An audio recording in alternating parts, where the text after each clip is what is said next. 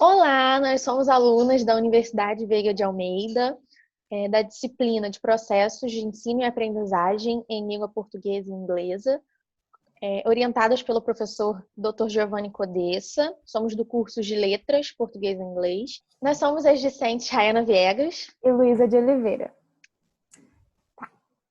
Então, a gente vai começar falando um pouquinho sobre o Celestin Freinet e sobre a vida dele, primeiro, inicialmente, sobre a vida dele e os trabalhos iniciais. Bom, Celestin Freinet nasceu em 15 de outubro de 1896, no sul da França, num vilarejo chamado Gars. Durante boa parte de sua infância, pastoreava rebanhos em Provença. Ele era de uma família de pastores. Estudou na Escola Normal de Nice e, em 1914, precisou parar seus estudos, pois alistou-se no exército e foi convocado para a guerra, onde foi atingido e sofreu as ações e consequências do gás de mostarda, que comprometeram seus pulmões. Freinet passou muito tempo em tratamento e internado em muitos hospitais, quase sem encontrar a esperada cura. Os médicos disseram que ele não deveria ser professor, pois, afinal de contas, o professor precisa falar muito em sala de aula. Ele tinha muitos motivos para se desmotivar e ser envolvido pelo pessimismo e desânimo. Mas o curioso é que, em momento algum, ele se abateu e, em sua recuperação, decidiu pontuar sua vida pelo ensino de crianças. Estava decidido, sabia que poderia contribuir significativamente como professor primário, apesar de sua situação, angústias e dificuldades quanto à sua saúde. Freinet iniciou seu trabalho como professor antes mesmo da sua formação, que foi interrompida pela guerra. Foi numa aldeia de Bar-sur-Loup que tudo começou no ano de 1920. Numa escola que, na verdade, estava muito precária, pois não havia boa iluminação e, além disso, todo o material disponível estava em mau estado e os alunos postos em filas, à maneira da característica da escola tradicional. Devido ao profundo respeito e por gostar das crianças, ele recomeçou seus estudos pedagógicos para dar sustentação e embasar a sua prática no ensino e no trabalho pedagógico. Durante a sua vivência na escola, ele começou a notar o desinteresse dos alunos e seus próprios conhecimentos estavam desconectados à vida dos seus alunos, o que começou a incomodá-lo como docente. Seguia as rotinas propostas pela escola e, nos momentos de leitura, enquanto os seus alunos liam aqueles textos escolásticos, sem vida e sem sentido algum, notava que a atenção verdadeira estava fora da sala de aula. Porém, lhe faltava ainda experiência para o desenvolvimento de atividades ou maior sustentação que lhe conferisse qualquer contribuição ao ensino-aprendizagem dos estudantes. Ciente desse contexto, o Freinet ele anotava as suas observações sobre o comportamento dos alunos, suas vitórias e fracassos, e dessa forma foi propondo desafios e analisando como se dava a resposta e comportamento dos estudantes. Esse trabalho inicial lhe permitiu entender a construção da individualidade, o interesse e a personalidade das crianças, sentindo-se cada vez mais motivado a saber mais sobre a educação e estratégias para o despertamento pelo gosto da aprendizagem. Com base em suas experiências e anotações, além do estudo teórico realizado, notou que aquele sistema engessado e rígido de se fazer educação era ineficiente e não atingia os verdadeiros interessados, que estavam completamente apáticos aos conteúdos e saberes que eram transmitidos de forma tradicional. Ele percebeu também que a vida de fato acontece fora da sala de aula e que os alunos precisavam viver isso. Devido às ideias inovadoras e à frente de seu tempo, Freinet não foi entendido e, por isso, foi desligado do sistema público de ensino. Importante também ressaltar que os professores com ideias inovadoras eram chamados e conhecidos como subversivos na época. Ele sentiu, então, que era necessária uma mudança de paradigma e percebeu que poderia contribuir muito mais se atendesse à necessidade e os interesses dos alunos. Com a mudança de Freinet e de sua esposa para uma cidade menor, outros professores de províncias próximas começaram a se interessar pelo seu modo de lecionar, criando um movimento conhecido como Escola Moderna, que também ficou conhecida como Escola Nova, e que foi concretizado somente 40 anos depois, sendo contrário ao sistema tradicional já estabelecido. Freinet nunca se preocupou em sistematizar e escreveu o Método Natural, que explica que a criança aprende porque quer aprender e não por imposição. Escreveu isso ao longo de sua vida, de uma forma sem metodologia cientificamente aceita. E ao final de sua vida, o Freinet acreditou ser importante registrar o que é hoje chamado de pedagogia Freinet, apesar do próprio autor não chamar assim. Nós finalizamos agora a parte de vida e trabalhos iniciais de Freinet. E nós deixamos aí duas citações que ele mesmo fez num livro Pedagogia do Bom Senso, foi escrito por Freinet, que dialogam completamente com a nossa fala, com o decorrer do nosso trabalho, que diz: a educação não é uma fórmula e escola, mas sim uma obra de vida. E uma outra citação dele também desse livro: se o aluno não tem sede de conhecimentos, nem qualquer apetite pelo trabalho que você lhe apresenta, também será trabalho perdido enfiar-lhe nos ouvidos as demonstrações mais eloquentes. Então, ao decorrer da nossa explicação, vocês vão poder ver que essas falas condizem totalmente com a prática de vida, de pedagogia de Freinet.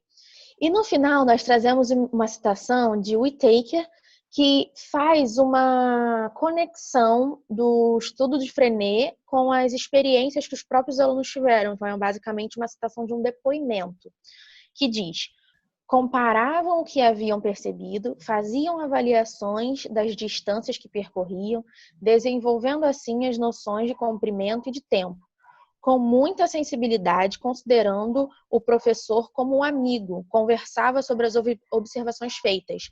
Não havia tradicional separação entre professor e alunos. Todos se comunicavam num tom familiar, discorrendo sobre os elementos de cultura adquiridos. Então, em 1994, a pedagogia de Freinet já era vista dessa forma. Então, agora a gente vai passar para a proposta pedagógica e as técnicas de ensino do Freinet.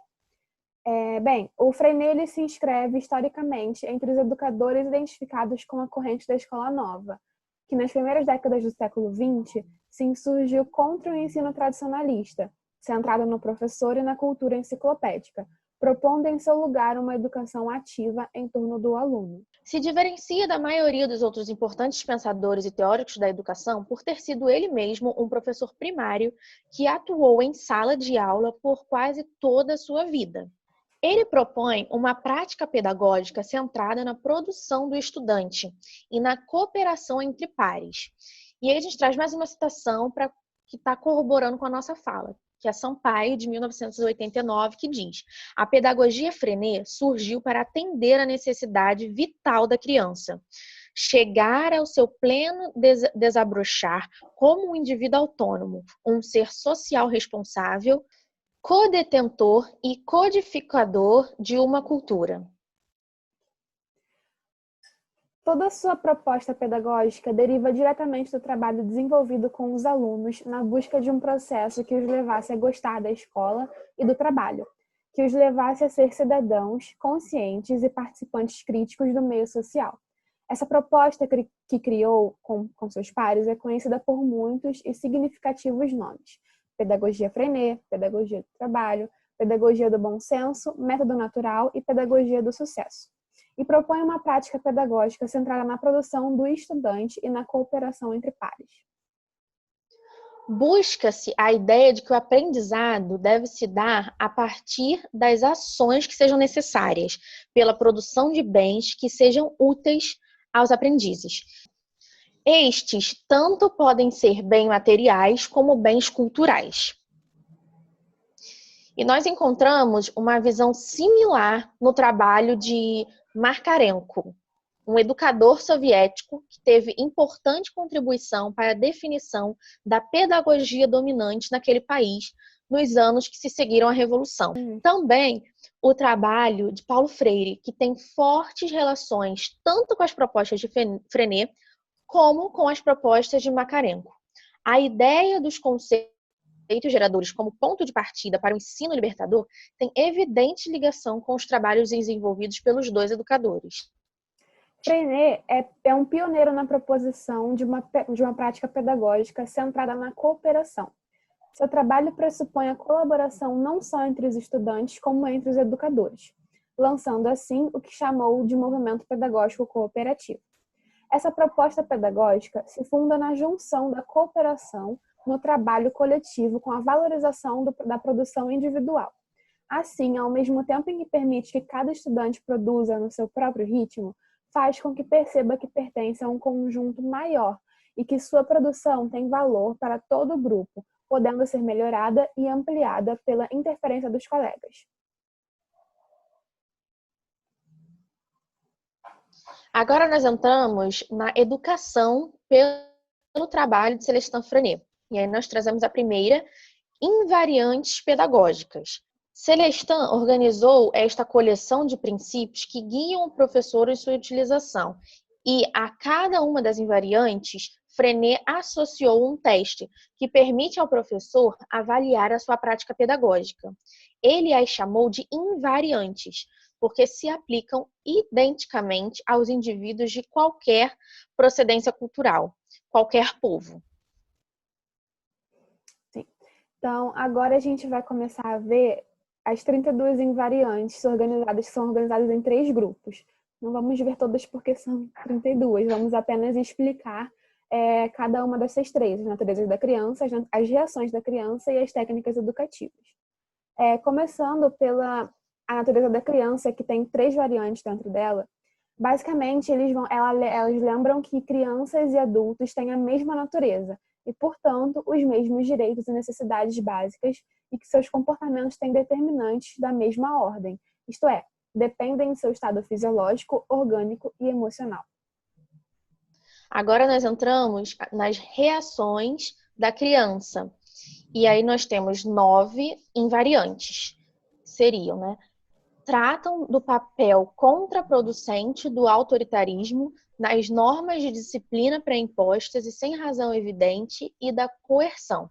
Também neste grupo se explicita o papel positivo que tem a escolha do próprio trabalho pelo aluno e da motivação para o trabalho.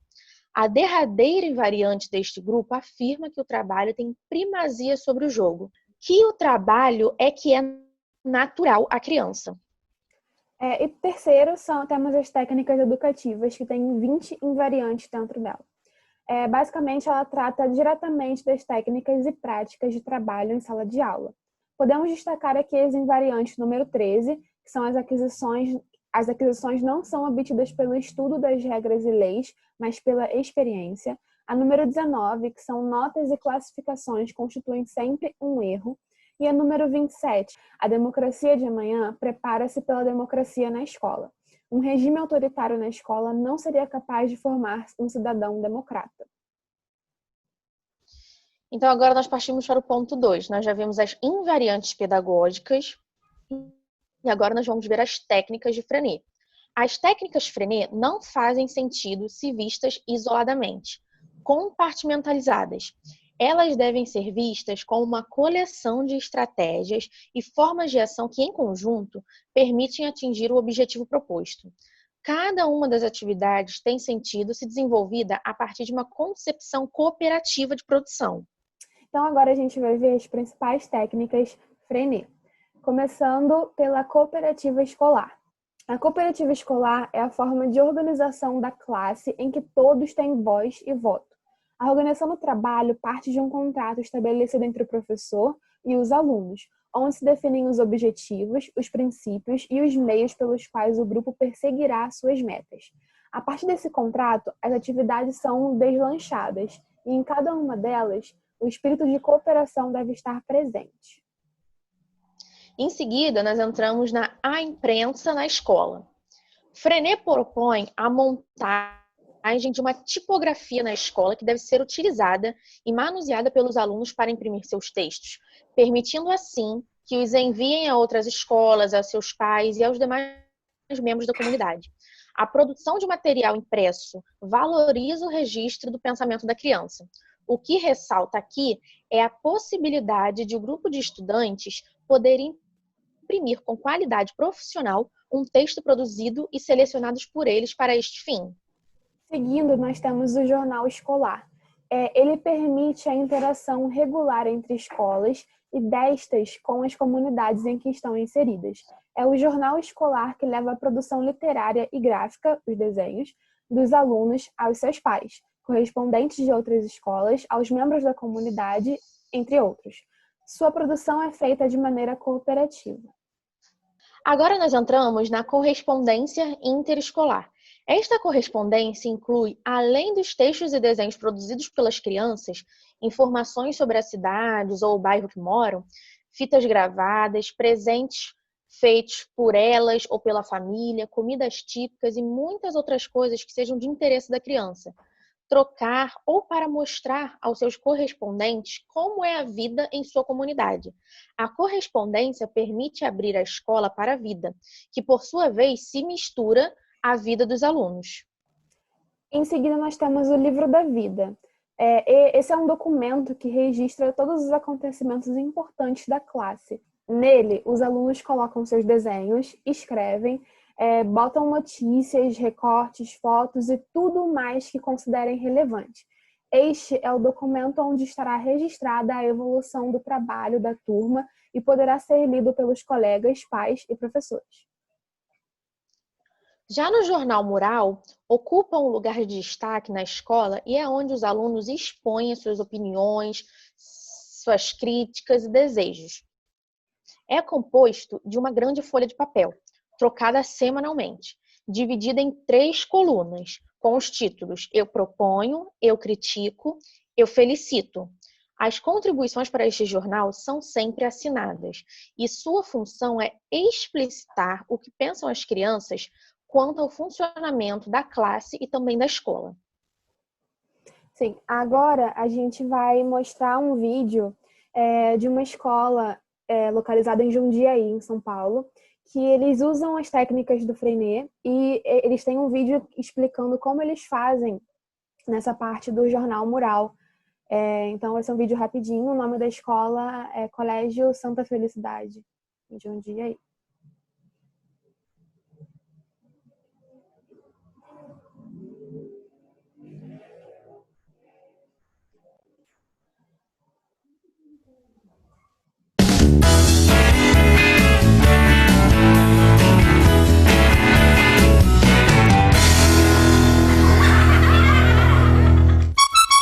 Bonjour, je suis Freinet.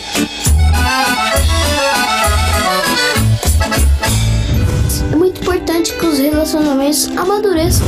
Nossa escola faz assembleia com todas as crianças, desde os pequenos até os grandes, para que eles possam perceber que eles vivem em sociedade. É basicamente isso que nós queremos que eles aprendam, a viver a cidadania. Em que o bullying e as exclusões desapareçam. As assembleias são feitas sempre que o necessário em cada turma.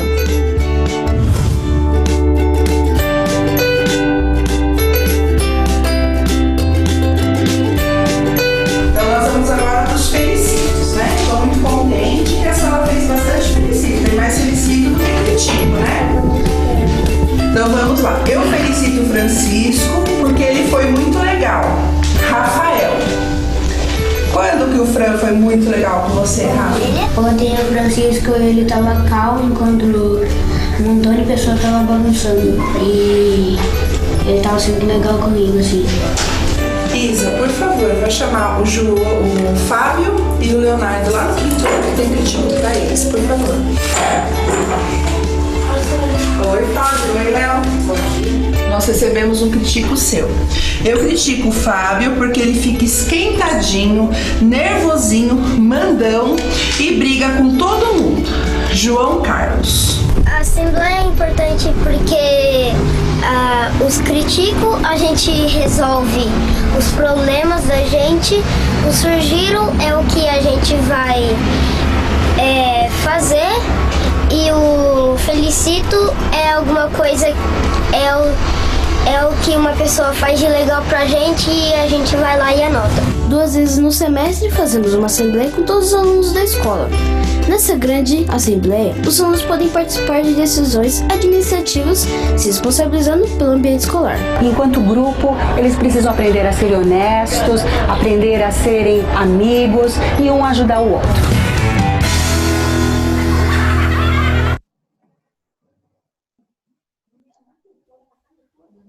Agora nós finalizamos o vídeo que mostrou na prática como é o jornal mural. E agora nós vamos dar continuidade falando sobre o fichário escolar cooperativo. Na pedagogia Freinet, o fichário escolar preenche o espaço normalmente ocupado pelos livros didáticos ou manuais escolares. É composto por fichas de assuntos específicos que são elaboradas pelos próprios alunos. A ideia central é de que estes fichários apresentarão as questões em uma forma mais próxima da realidade das crianças. As fichas apresentam sempre uma proposta de atividade e propõem diversas formas para a utilização de algum material. Continuando agora, nós temos o próximo slide. A próxima técnica é o estudo do meio. O estudo do meio, ele é mais do que uma técnica, é um princípio sobre o qual se assenta a pedagogia do trabalho.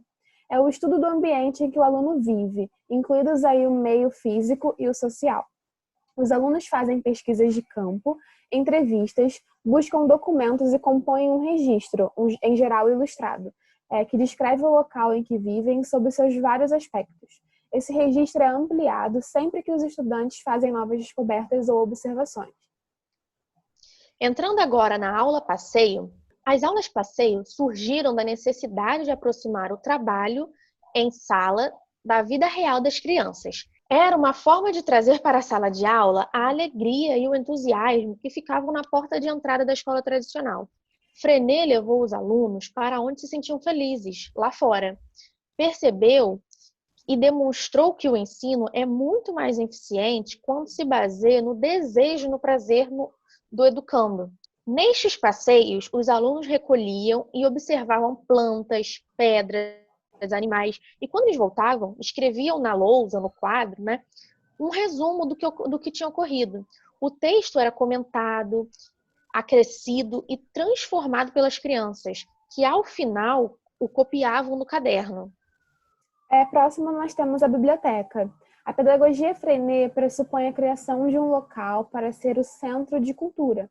Ali estarão reunidos, além dos óbvios livros, um centro de documentação, com documentos produzidos pelos alunos e conseguidos por correspondência ou na comunidade, canto de leitura, o canto da impressora, do material audiovisual, de exposição, de reuniões e o escritório, com fichas de consulta.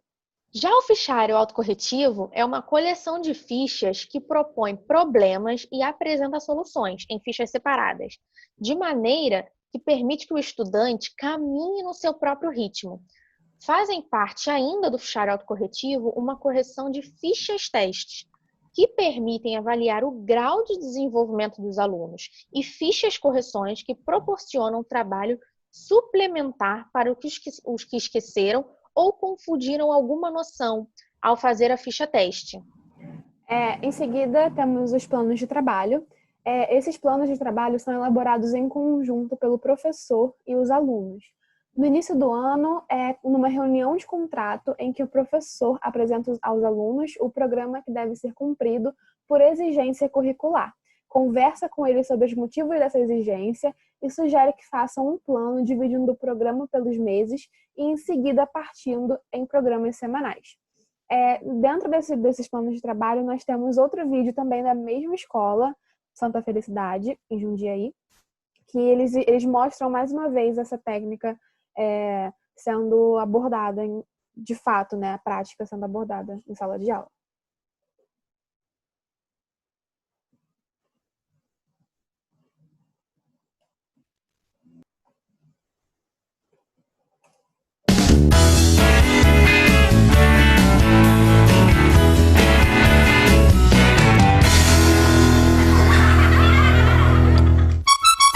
Bonjour, je suis Freinet.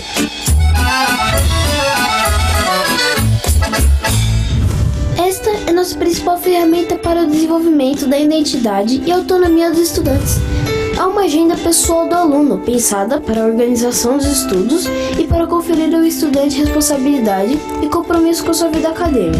É feito em forma conjunta com o professor, é participativa, os conteúdos eles são colocados de forma clara para que eles saibam qual é o percurso que eles precisam percorrer. E é feito então um contrato com os alunos, o quanto vale cada atividade, quais serão as atividades. O plano de trabalho ele serve pra gente organizar o que a gente vai fazer durante o semestre, pra não ter aquele negócio assim, vai ter uma semana de prova de todas as matérias e ficar cansativo. A gente combina com o professor quantas provas a gente quer, como vai deixar a matéria mais fácil, tipo, uma prova com todo o conteúdo ou várias provas dividindo. No plano de trabalho, os alunos conseguem visualizar os conteúdos e práticas a serem realizados ao longo do semestre e traçam junto com os professores suas metas, prazos, pontuações e forma de como serão avaliados. Pessoal, então faltam 200 pontos para fechar o nosso contrato. Eu tenho o objetivo aí de mostrar o vídeo para vocês ao longo do semestre. É um curta-metragem. Ele fala sobre desigualdade. E talvez a partir desse vídeo a gente possa fazer alguma atividade. A gente podia fazer um debate. Ou um trabalho de vídeo. Ou o nosso próprio curta-metragem. Ô senhor, vamos fazer trabalho em trio? Seminário em trio? Vamos fazer uma votação para decidir qual que é a melhor ideia? Então, curta-metragem e debate, beleza? Quem quer o curta-metragem? 1, 2, 3, 4, 5, 6, 7, 8, 9 pessoas querem curta-metragem, beleza. 9, anota para mim, Felipe, por favor. 9 pessoas. Tá. Quem quer o debate? 1, 2, 3, 4, 5, 6, 7, 8 pessoas querem o debate. Normalmente, numa escola mais tradicional, o professor ele acaba chegando na sala de aula e impõe, digamos assim, os trabalhos que devem ser feitos e as provas. Aqui, a gente consegue trabalhar isso com o professor, conversar com ele sobre o que nós queremos fazer, o que nós não queremos, o que deixaremos de lado.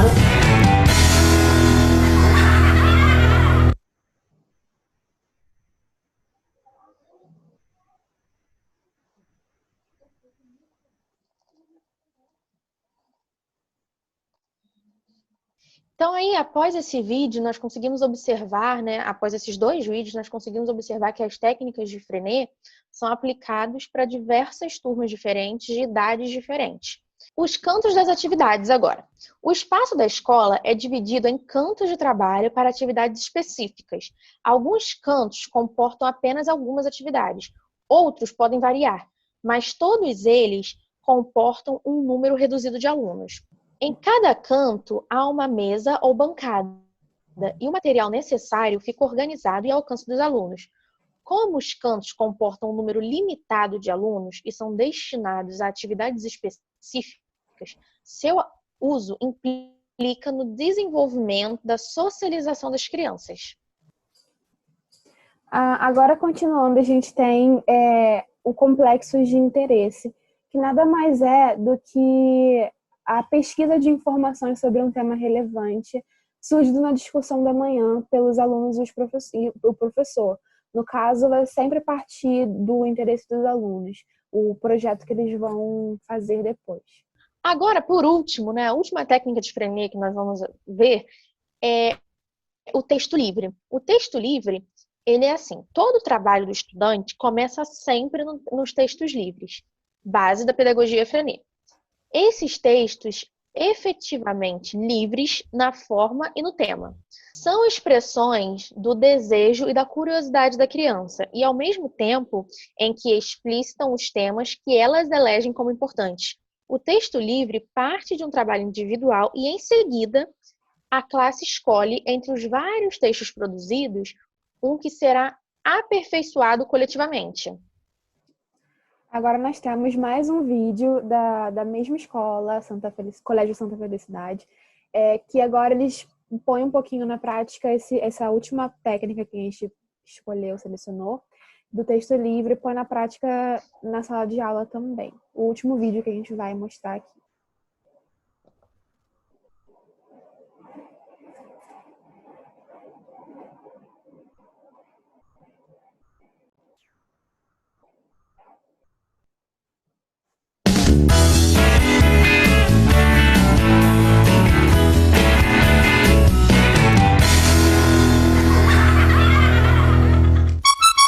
Bonjour, je suis Freinet.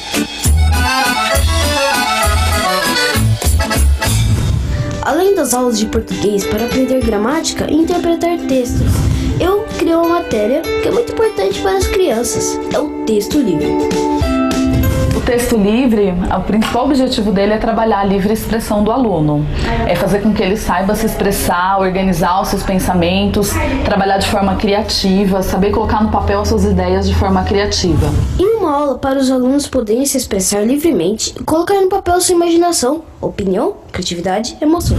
Por meio dessa técnica, nós temos formado verdadeiros escritores. Muitos alunos às vezes falam que não conseguem se expressar através de palavras, então a gente também dá a oportunidade deles se expressarem de outras formas. A gente trabalha com vários tamanhos de papéis, às vezes com tinta, com giz, mas sempre pedindo para que eles coloquem a palavra aliada a outra forma de expressão. Os textos são geralmente publicados nos meios de comunicação do colégio. Alguns de nossos alunos já foram premiados na Olimpíada de Redação de Jundiaí e foram também publicados por editoras, como a Natália Rodrigues, com seu livro A Cor da Escuridão. Uma outra parte do texto livre é o compartilhar. É o momento em que se lê o texto em voz alta, em sala de aula, que também é um exercício importante. No dia 24 de 3, eu tinha chegado em casa, mas o texto também tava com cheiro horrível. Credo! E o que você fez? Ué, Escreveu um texto livre? escrevi. E o que tá escrito nesse texto? 24 do 3, recorte de chulé do vídeo. Ai, Uma menina tão pequenina queria ser bailarina, não sabia dar nem ré, mas sabia ficar na ponta do pé. muito bem! E depois que compartilha o texto, os outros alunos daí a sua opinião sobre o que acabou de ouvir, e que também é muito importante, que é ter um olhar crítico sobre a produção literária do amigo, saber dar uma opinião de forma positiva, e também do aluno saber ouvir essa crítica de forma a melhorar o seu trabalho.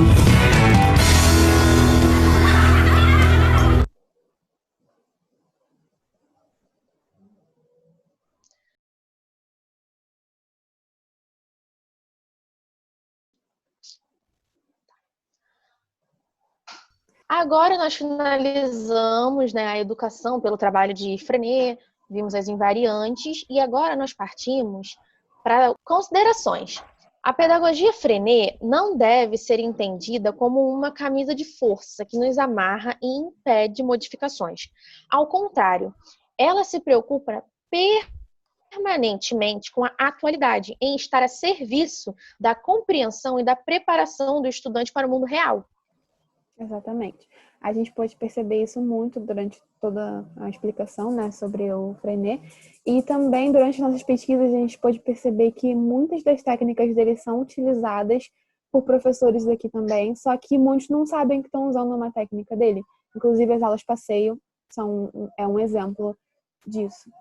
Então agora, continuando, a gente vai falar exatamente do trabalho por projetos e tentar fazer uma ligação com o que a gente viu sobre o Freinet. Bem, o trabalho por projetos tem sua matriz ideológica na escola nova ou na escola moderna. Algo que podemos observar que de início já dialoga com Freinet. Possui como tema central assuntos que partem do interesse dos alunos, aproximando a identidade e a experiência desses alunos, além de possuir um vínculo com os conteúdos escolares e com seus conhecimentos e saberes produzidos em contextos sociais e culturais. O ensino, através de projetos, enfatiza o aspecto globalizador com atenção à resolução de problemas significativos, na qual o educador levanta as situações problematizadoras e media os alunos na compreensão dos resultados, fazendo com que construam os seus próprios procedimentos.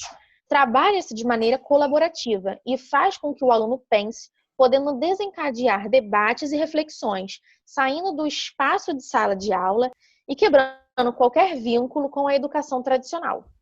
Para realizar os projetos, os temas deverão estar de acordo com o interesse dos alunos e fazer parte das vidas deles. As técnicas Freinet, previamente explicadas, se encaixam nessa parte, visto que os alunos têm independência e voz, e participam ativamente e reflexivamente das atividades, interagem e cooperam com o professor e os colegas de sala.